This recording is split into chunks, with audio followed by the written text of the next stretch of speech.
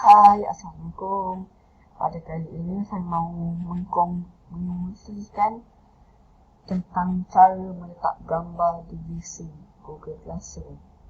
Jom kita tulis classes dahulu.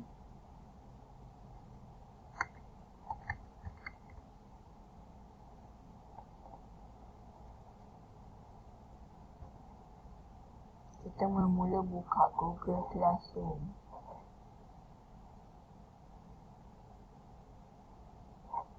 Selepas itu, pergi ke sini.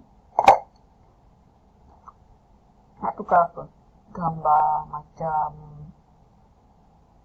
gambar Spiderman. Ini saya tunjuk ni sebagai contoh lah.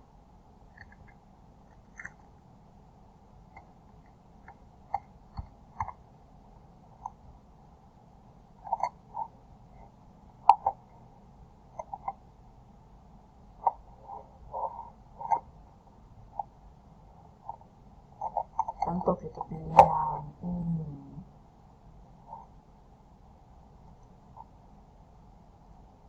Save image. Lepas tu ini.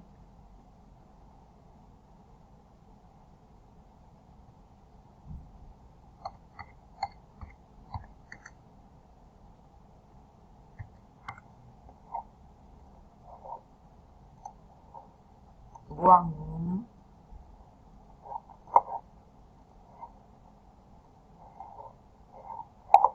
Tekan mana ni? Rasa buat nak.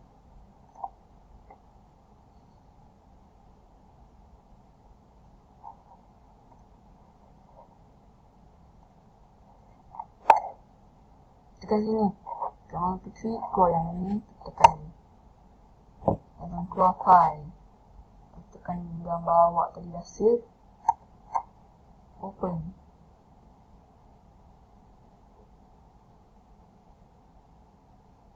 Kita betul-betulkan lah. Kecil ke, besar ke.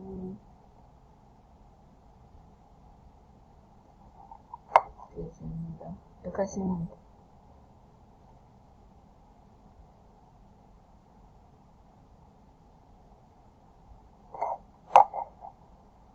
Selepas itu, buka Google Classroom baharu. Maksudnya macam ni.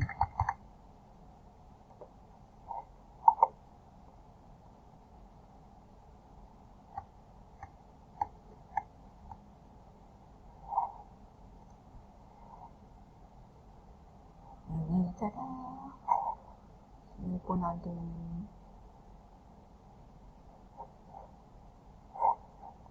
Itu sahaja. Bye-bye. Bye-bye. Assalamualaikum.